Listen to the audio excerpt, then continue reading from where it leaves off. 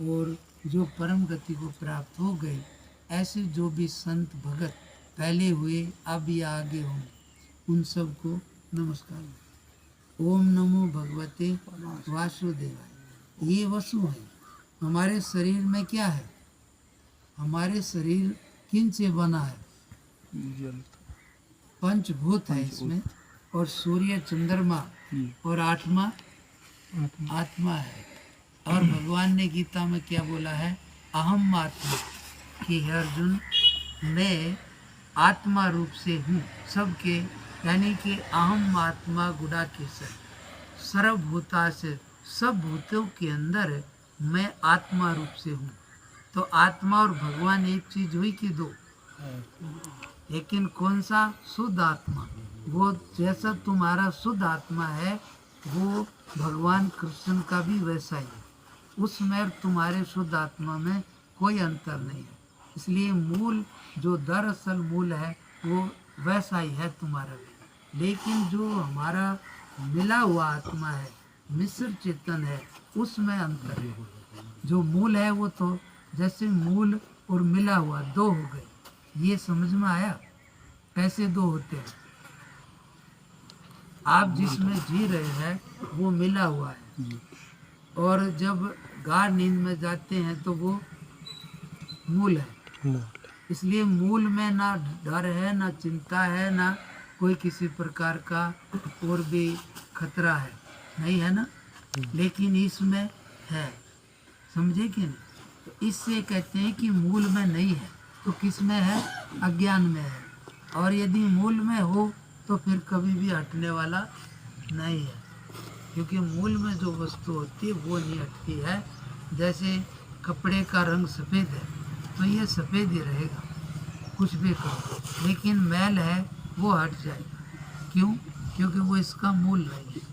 तो इसलिए ये ऊपर से आया है, तो जो भी ऊपर से आया है वो हट जाएगा, मूल रहेगा।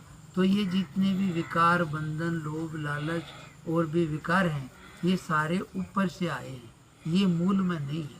यदि ये मूल में हो तो फिर कभी भी हटने वाले नहीं है कोई भी साधन करने से। लेकिन ये सब ऊपर से आए हैं, इसलिए साधन भी ऊपर से ही होता है। झाड़ू भी ऊपर से लगती है और कूड़ा करकट भी ऊपर से ही आता है, तो उससे वो हट जाता है। ऐसे ही साबुन भी ऊपर से ही लगता है और उससे मैल हट जाता है। ऐसे बहुत सारी प्रक्रियाएं हैं जो भगवान ने बताई हैं। उनमें से किसी पर भी जिस पर भाव बन जाए उसको करो, तो उससे ये जो ऊपर से विकार आए हैं ये हट जाएंगे, और इनके हटते ही हमारा जो आनंद वाला आत्मा है वो प्रकट हो जाएगा। इसलिए ओम नमो भगवते वासुदेवाय। इससे हमारे जो वसु हैं, सबसे नीचे पृथ्वी है, थोड़ा ऊपर जल है, नाभि में अग्नि है, और यहाँ पर वायु विशेष है, और उसके ऊपर यहाँ से यहाँ तक आकाश है, और इसी में सूर्य और चंद्रमा है, और सबसे ऊपर सहज चेतन आत्मा है। ये 8 वसु होते हैं।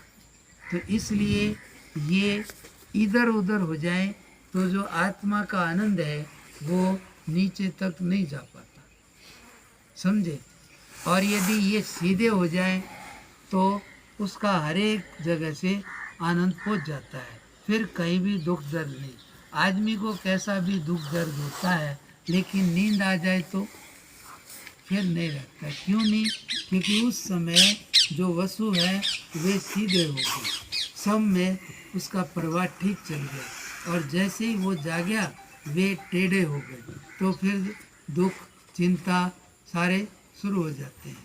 इसलिए ये तरीका है कि इस ऐसा बोलने से वसु सीधे होते हैं, और ओम नमः शिवाय ये बोलने से हमारा कल्याण का रास्ते चलता है। यानी कि किस तरह हमारा भला या कल्याण हो उसकी बात होती है।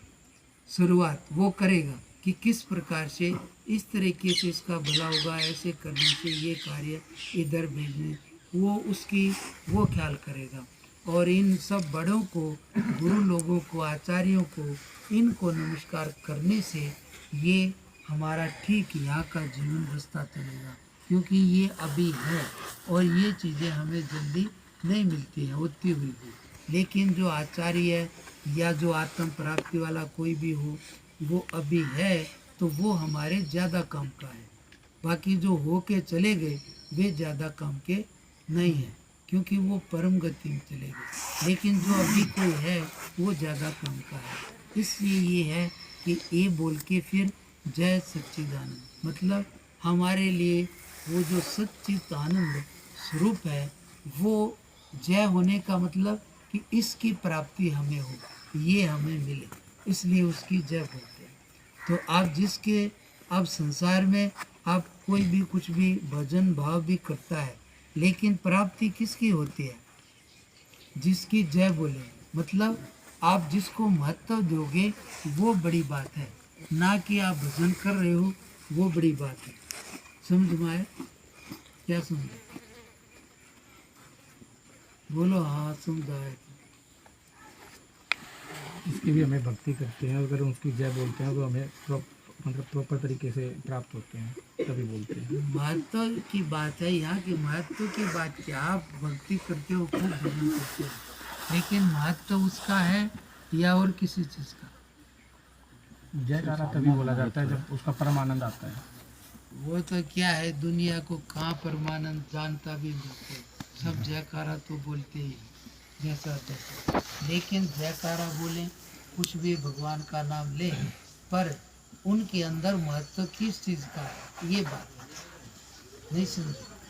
मतलब कि आप भजन करो, जयकारा बोलो, सब है, लेकिन आपको कुछ दुनिया की चीज़ चाहिए तो महत्व किसका हो? आडंबर है, समझे कि नहीं समझे? तो इसलिए बात ये नहीं है कि आप भजन कितना करते हो, बात ये है कि आप महत्व भगवान को दे रहे हो ताकि नासवान को दे रहे हो। समझे कि नहीं समझे? आप भजन करो, कुछ करो, लेकिन मन में महत्व है कि ये चीज़ मिल जाए, ये तो आप उस दर ही जाओगे। समझे? और आप कुछ भी कार्य कर रहे हो लेकिन अंदर महत्व है भगवान का, तो आप भगवान को प्राप्त होगे। बात अंदर के महत्व की है कि अंदर से आप किधर हो। इसलिए शंकर भगवान बोलते नहीं, वो केवल बताते हैं। ऊपर गंगा जी को रखते हैं, वो भगवान का शरण, यानी एक प्रकार से भगवान है, उसका चरणामृत है गंगा जी, उसको, और बाकी वस्तुओं को नीचे। इसलिए वो बड़े हैं कि उसको ऊपर रखना और संसार की चीज़ों को, पैसा वस्तुओं को नीचे रखना, ये बोलते। इसका नाम क्या है? भक्ति है। और ज़्यादातर दुनिया वाले क्या है, भगवान को नीचे रखते हैं, पैसा परिवार को ऊपर रखते हैं। आप तो नीचे रखते हो कि आप भी ऊपर ही रखते हो? है? अरे आप तो समझते हो, भगत हो, तो आप भी पैसा परिवार ही ऊपर रखते हो, तो फिर समझ आ गई। तो इसलिए कहाँ जाओगे? भगवान को ऊपर रखोगे तभी ना, तुम तो पैसे परिवार के कह रहे हो।